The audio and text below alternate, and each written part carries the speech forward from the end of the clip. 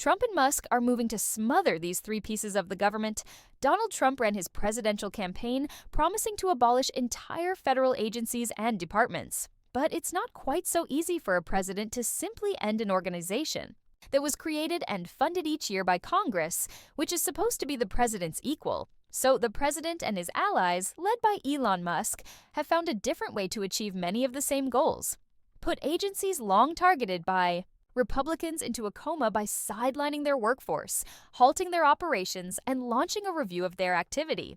Then, maybe ask Congress to kill them outright. The list of government agencies on life support or targeted for direct attack after 2 weeks of Trump 2.0 looks something like this. The Consumer Financial Protection Bureau, CFPB, was set up by Congress after the Great Recession to protect consumers from financial abuses, and the agency has long drawn the ire of Republicans. All of its work has been halted, and the director, Rohit Chopra, was fired this past weekend, before the end of his 5-year term.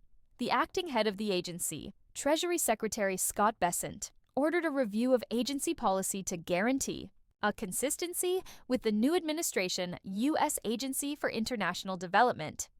Set up by John F. Kennedy and Congress to help the developing world and defend U.S. interests in 1961, USAID employees in 2025 have been locked out of headquarters, and the website has been shut down. Agency staff around the world will be placed on administrative leave Friday and ordered to return to the U.S., according to a directive issued Tuesday night. A freeze on most foreign aid while Trump's administration reviews the agency has caused a worldwide ripple effect among nonprofits and aid organizations, and sparked fear the U.S. is completely retreating from its leadership position in international development.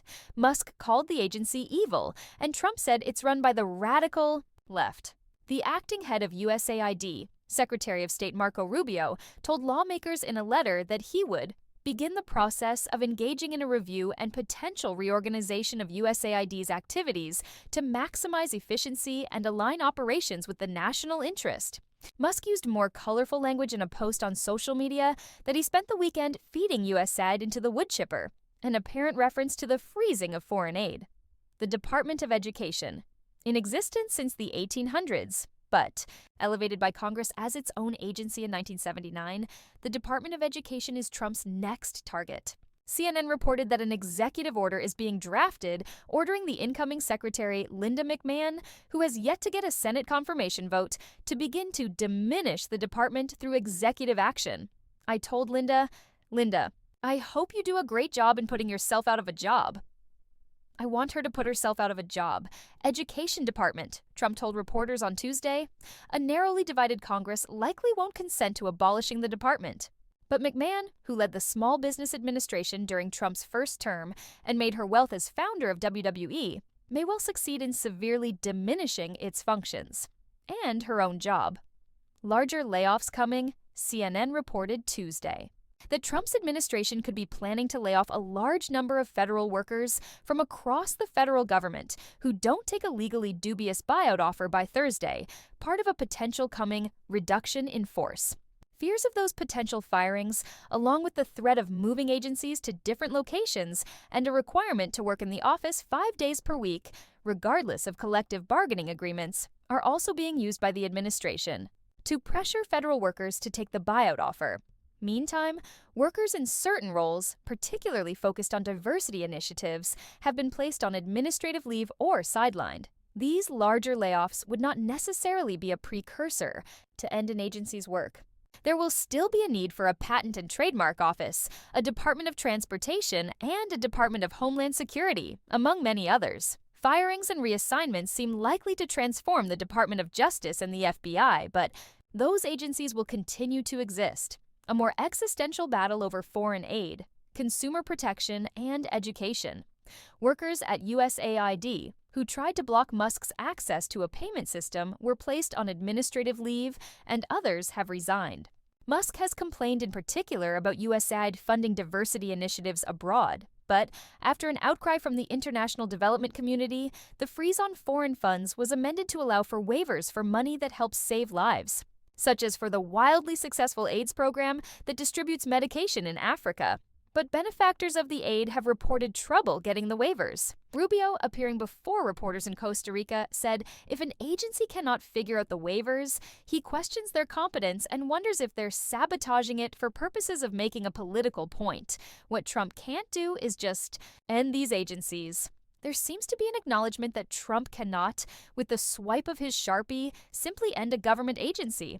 But that doesn't mean it can't be twisted and reorganized into a shadow of its former self. Elements of USAID's mission could be swallowed up by his State Department, even though the agency was specifically created to be separate from the American diplomatic mission.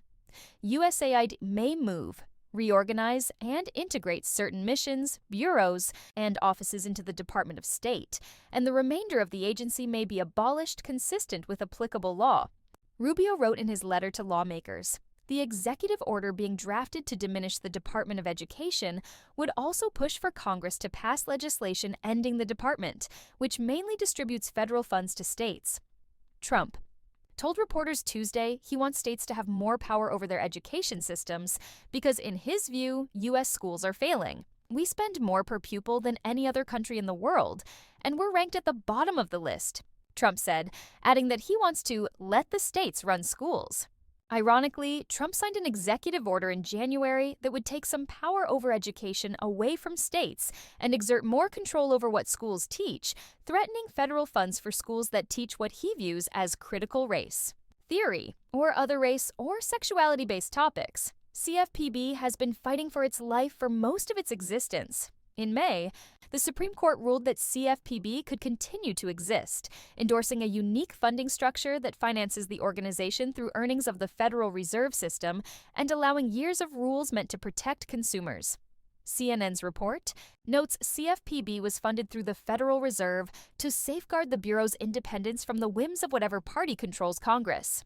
But Trump's move to completely halt enforcement of CFPB rules throws into jeopardy its efforts to cap overdraft fees and credit card late fees, remove medical debt from credit reports, and more. The conservative Supreme Court Justice Samuel Alito disagreed with the court's decision on CFPB's funding mechanism, arguing the Appropriations Clause of the Constitution should require Congress to fund agencies. Alito's view will now be tested when court cases expected to challenge Trump's moves make their way through the legal system. Numerous lawsuits have been filed already opposing Trump's early moves, and more will follow regarding these efforts to diminish agencies.